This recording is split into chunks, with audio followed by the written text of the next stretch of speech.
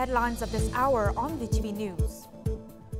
Party chief honors veterans on the 50th anniversary of national reunification. And UN recognizes Vietnam's efforts to promote green and sustainable growth. In our world news, China opposed trade deals with the US at its expense.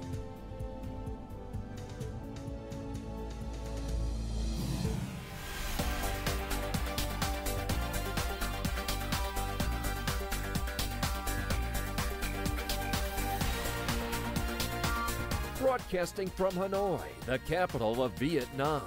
VTV News starts right now. Hello, it's 3 p.m. local time and you're watching VTV News. I'm Huyền Trân with the top stories. Party General Secretary Tô Lâm met with revolutionary veterans, meritorious individuals, and policy beneficiary families on Monday morning to commemorate the 50th anniversary of the liberation of the South and national reunification. And at the gathering, the party chief expressed profound gratitude and highlighted the enduring legacy of revolutionary veterans, former soldiers, youth volunteers, and self-defense militias who fought across various battlefields and fronts. He commended their resilience and sacrifices during the challenging resistance, especially in the South, which contributed significantly to national reunification. Party General Secretary Tô Lâm also paid tribute to fallen heroes, heroic mothers, armed forces, and generations who transformed their sacrifices into victory. He urged veterans and those with meritorious service records to continue their contributions to the party, people, and nation's ongoing revolutionary cause.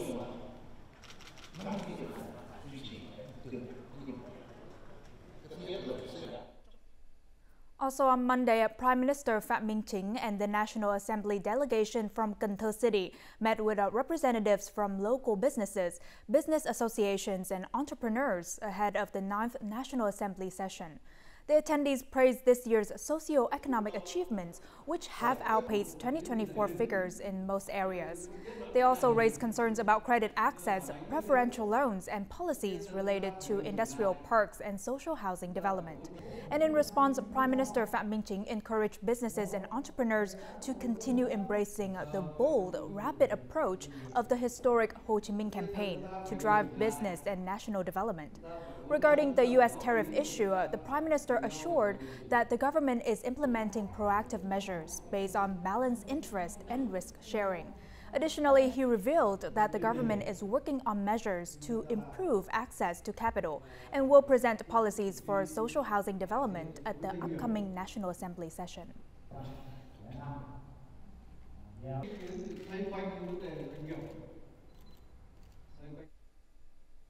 Now, in the context of the global push to find sustainable development solutions and address climate change, Vietnam's successful hosting of the Partnering for Green Growth and the Global Goals 2030 or P4G Summit has helped affirm the country's efforts and responsibility in fulfilling its commitments to sustainable development and green growth, both broadly and within the P4G framework. Our reporter recently interviewed United Nations Deputy Secretary General Ms. Amina Mohammed to discuss this topic. Well, first of all, thank you, Deputy Secretary General Amina Mohammed, for this interview. My first question is, you attended the P4G Summit. So how can partnerships like those promoted at P4G Summit can help countries like Vietnam promote green growth while tackling climate issues? Well, first things, it's a pleasure to be here and also congratulate the leadership of this country for hosting a global meeting on these important issues that bring sustainable development and climate together. The importance of partnerships is that no matter what a country does, in order to scale it and make the impact within the country and the region, partnerships are needed. Partnerships with many multilateral institutions, private sector, with civil society and the communities. And we see exponential growth in what Vietnam has been able to do in the renewables. That increase within the country, wanting to be a leader amongst the ASEAN countries. So I think that, the pathway is there. You are on it. and the investments that have been made by the government have been commendable.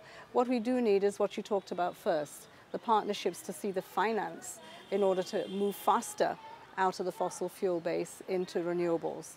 And that we're working with the government to see how that can best be done. What can you say about the twin goals for Vietnam? Because Vietnam is leading both digital and green transitions. Well, I think first you have already succeeded in having a plan and focus on these twin goals, and they're twin goals that reinforce each other.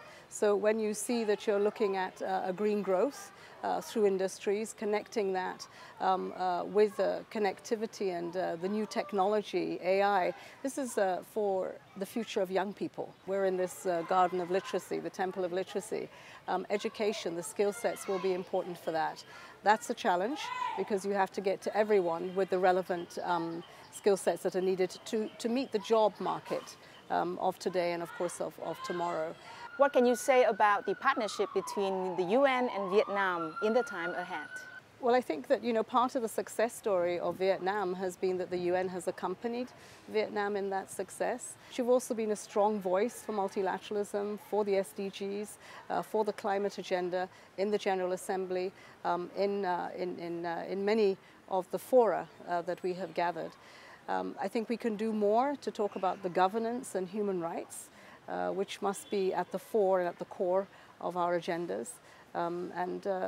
That relationship continues to grow, and we just continue to protect that relationship and to make sure that it is nurtured. The convening of a global discussion within Vietnam and your position of leadership and voice in ASEAN, so that more than just the opportunities but the challenges too can be addressed in the region. Once again, thank you so much for this interview. Now, under Politburo Resolution 57, which focuses on science, technology, innovation, and digital transformation, Bình Dương has transformed into an industrial hub and is positioning itself as a smart high-tech city. The province has attracted nearly $588 million in foreign direct investment during the first quarter of this year, and several billion-dollar projects have already launched, signaling a stronger than expected start for the province. Binh Duong's growth journey began with the development of industrial zones.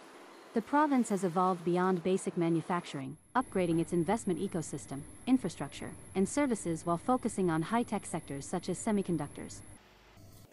Attracting leading global research centers paves the way for improving semiconductor technologies in Binh Duong, from manufacturing and design to R&D. Over the years, Binh Duong has built its reputation through smart city initiatives, international partnerships, and a clear digital transformation strategy. In a significant development, a recent agreement between BECMX IDC and Germany's Fraunhofer ENAS will bring an international microelectronics research center to Binh Duong for the first time. The aerospace industry, smart house, and microelectronics is the accelerator for this innovation. The semiconductor field requires close local cooperation and strong global partnerships to build talent and expand collaboration. From its agricultural roots, Binh Duong has transformed into a magnet for global technology corporations. The province now leads efforts in the implementation of Resolution 57, helping to position Vietnam as a future hub of innovation and high-tech development. Now, turning to economy and business, the private economic sector faces several key limitations: fragmented development, poor connectivity, limited scalability, and weak competitiveness. Additionally, many household businesses lack the motivation to grow into formal enterprises. And to address these challenges, various initiatives have been launched to help the sector integrate more deeply into domestic, regional, and global value chains. Fermented shrimp paste with ground pork or pork floss is one of Bắc Ninh Province's standout products, recently recognized among the top 100 ASEAN famous brands. However, these brands maintain small-scale operations within the province. They have not yet developed plans to partner with larger distributors or expand their customer reach. We've worked several times with different organizations on building value chains, but the effectiveness and actual implementation of these plans fell short of our expectations. So, we haven't succeeded in integrating our products into joint value chain models. New commercial models create direct connections between producers and stores, reducing both distance and time. Our goal is to have made in Vietnam goods represent 80 to 90% of products in modern distribution channels. The lack of production linkages creates challenges for businesses, particularly companies in high-tech industries that face shortages of domestic raw materials, ultimately weakening their competitive edge. Standard components for high-tech machinery production are not available in Vietnam. We must rely entirely on imports, which has increased our production costs by 30 to 35%. As a result, we've lost our competitive edge against foreign companies. Bac Ninh will establish an exchange platform for equipment and technology. This will serve as a venue for businesses to explore, connect, and expand investment and production activities. In addition to institutional and policy reforms, many experts believe that new solutions, such as assigning specific tasks to private sector entities, could help strengthen the private sector's overall capabilities. And in related news, the U.S. has temporarily suspended its high reciprocal tariffs, implementing instead a 10% tariff for the next 90 days. And this period provides Vietnamese businesses an opportunity to develop long-term strategies to maintain their position in this crucial market. Following the announcement of the temporary suspension of reciprocal tariffs, this enterprise secured a major order of 500 tons of express frozen durian for U.S. export. This development also creates opportunities for the enterprise to offer additional products, including frozen mushrooms, frozen sugarcane juice, and frozen corn, taking advantage of their seasonal agricultural products that have established strong positions in the U.S. market. Many enterprises swiftly fulfilled their orders. By reducing our profit margins, we ensure our products remain affordable. Our U.S. partners support this approach of keeping Vietnamese agricultural products reasonably priced. U.S. buyers are currently negotiating prices and reviewing quality standards with global partners. This presents an opportunity for Vietnamese businesses to develop premium processed products and establish distinct brands in the market. Vietnamese businesses should focus on improving product quality and building strong brands, as American consumers prioritize quality and brand reputation over price. Experts suggest that Vietnamese enterprises could reduce costs and prices by leveraging the U.S. supply chain, creating new export opportunities to the American market. And before we move on to other important updates, let's take a look at the foreign exchange rate for today, April 21st.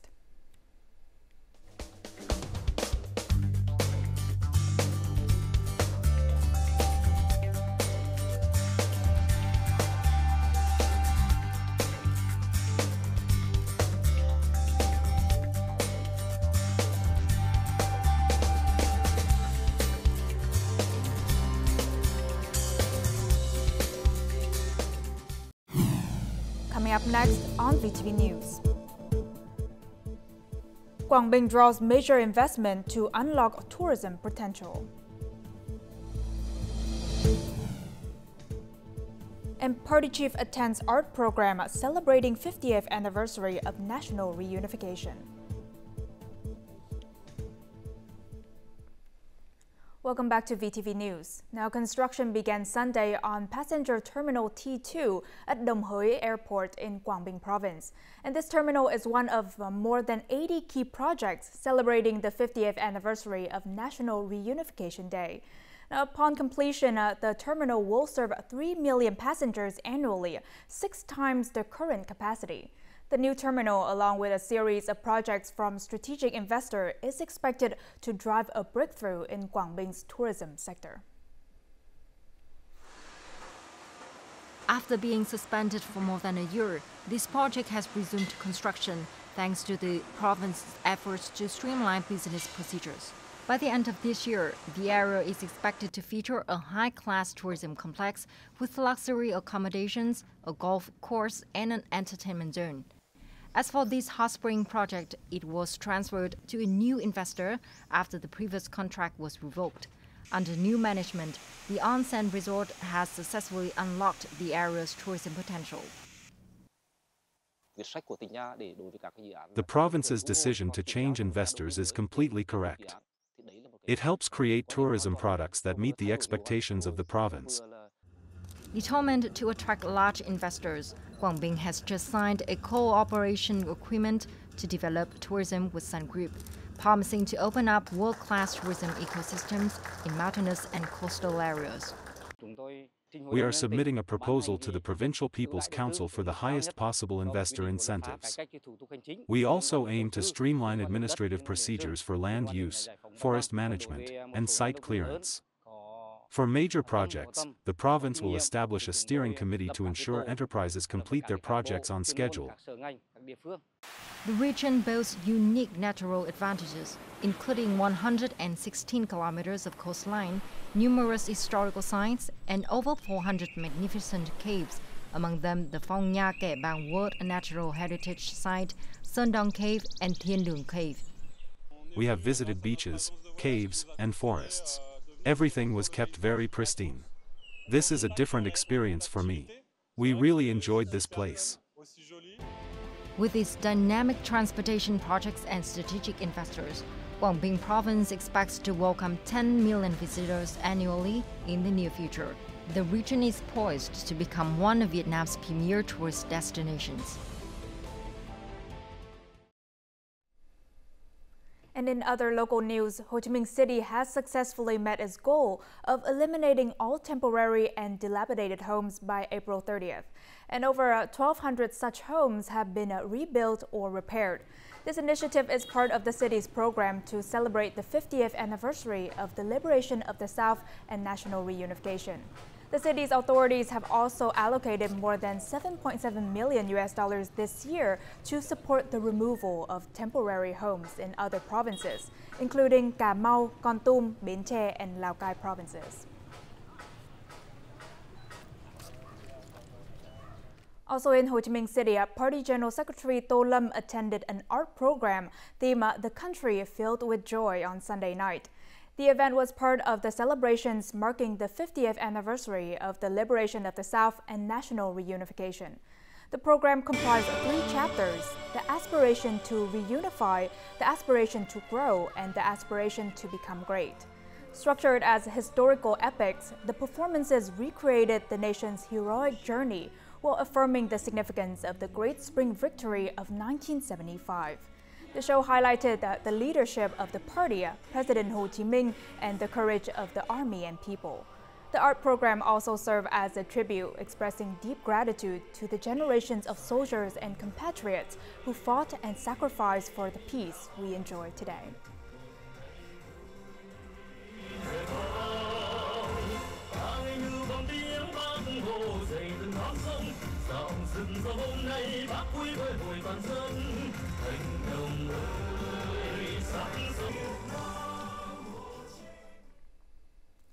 The 50th anniversary of Vietnam's liberation of the South and national reunification this year presents an opportunity for American researchers and scholars to share findings and perspectives and to draw enduring lessons from one of the most consequential chapters in U.S. military history. More to follow. A black V-shaped granite wall, sunken into the earth and engraved with the names of more than 58,000 Americans killed or missing during the resistance against the U.S., stands as one of the most visited sites in downtown Washington, D.C.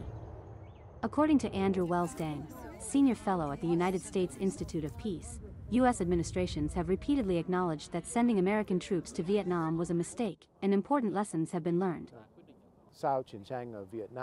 Since the war, the U.S. has been less willing to send troops abroad unless its concrete national interests are clearly threatened.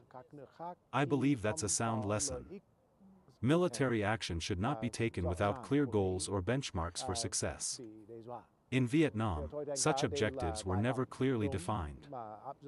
First must learn the history, and in order to do that, we have to learn how to empathize with other countries. We think that other countries should be exactly like us, that the United States has to respect the history, the culture of other countries, instead of trying to impose U.S. culture and U.S. laws on everyone else. And that's a very important lesson for the United States to learn. More Americans now visit Vietnam for tourism, business, and research. Through academic and people-to-people exchange programs, Americans have gained a deeper understanding of Vietnam's history, culture, and struggle for justice. It's still an issue that is not settled in the American mind. For one thing, the United States lost that war, and it's very difficult for a superpower to acknowledge that it lost the war. So it tries to find reasons that are unrelated to the reality that the Vietnamese people fought for their own dignity and their own independence. And that lesson is not taught in American universities. The lessons of history highlight the importance of trust and mutual respect between nations' political systems. The Vietnam Journalists Association celebrated its 75th anniversary on Monday morning in Hanoi. And over the decades, it has grown into a united body of over 25,000 journalists nationwide, playing a vital role in the party's and the nation's revolutionary cause.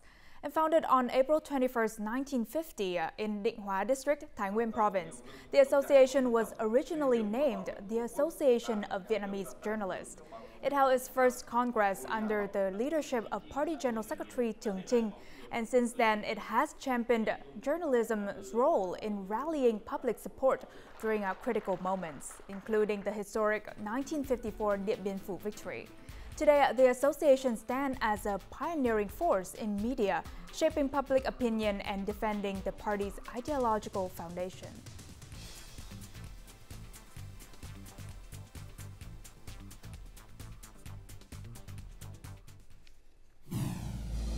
Coming up next in our world news. China opposes trade deals with the U.S. at its expense.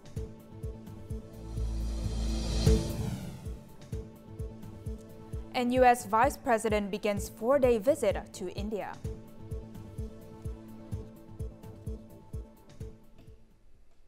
Now moving on to our world news, China on Monday issued a warning against any country entering into trade agreements with the United States at its expense.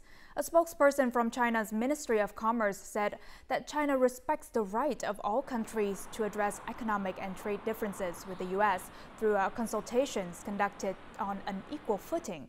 However, Beijing drew a clear red line, stating that China is firmly opposed to any party striking a deal at the expense of the Chinese side. If such a situation arises, China will never accept it and will take countermeasures in a resolute and reciprocal manner.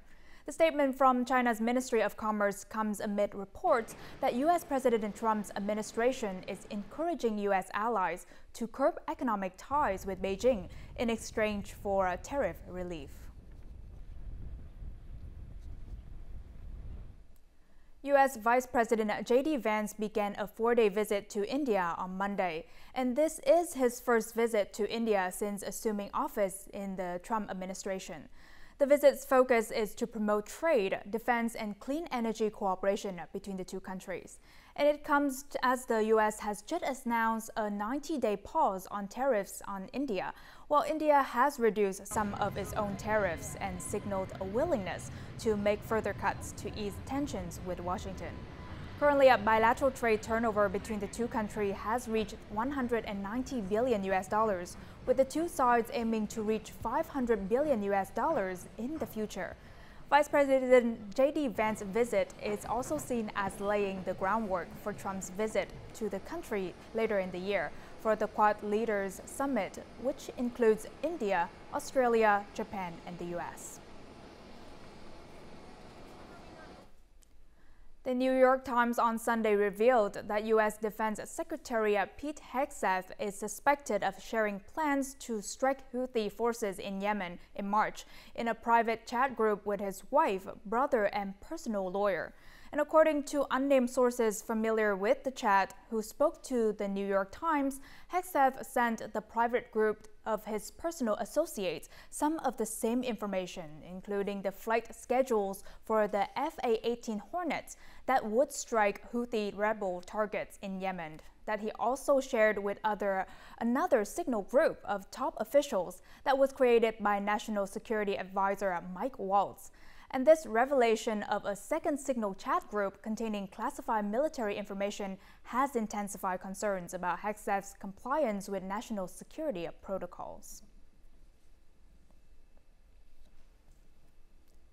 Now, air pollution not only poses serious health risks, but also impacts agriculture. And the following report tells the story of Birnihat, a town in India ranked as the most polluted in the world. Sumaya Ansari, a 2-year-old from the industrial town of Birnihat, India, was hospitalized in March after struggling with breathing problems for days. My daughter has had difficulty breathing, chest tightness, and coughing. It has been happening for the past 8 to 9 months, but recently it has gotten worse. According to Swiss air quality monitoring agency IQ Air, Birnihat's 2024 average PM 2.5 level was 128.2 micrograms per cubic meter, 25 times higher than the WHO's recommended level. This is one of the reasons why the number of respiratory infections in the area increased to more than 3,600 in 2024 from more than 2,000 in 2022. In most of the cases that we see here, whether it's adults or children, 90% of the cases are related to respiratory problems. Contaminated air not only causes respiratory problems but also skin rashes and eye irritation.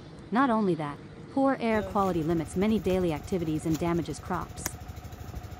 Everything in the surrounding area has turned black due to air pollution. Before, there was only one factory nearby, but now there is a new factory. We can't grow anything. We can't even stay indoors. Birnihat reflects a broader pollution problem in India, where the government is seeking solutions to address this crisis. And as usual, let's move on to the weather forecast.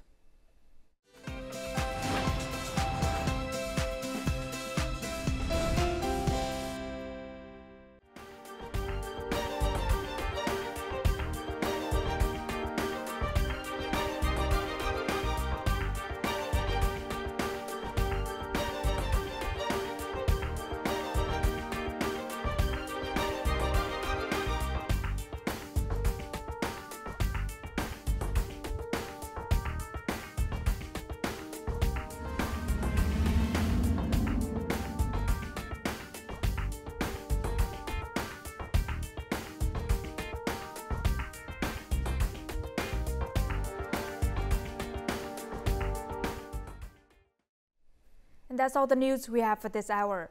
To rewatch our program, you can download our mobile app VTVgo or check out our YouTube channel VTV4Go. Thank you for watching and see you next time.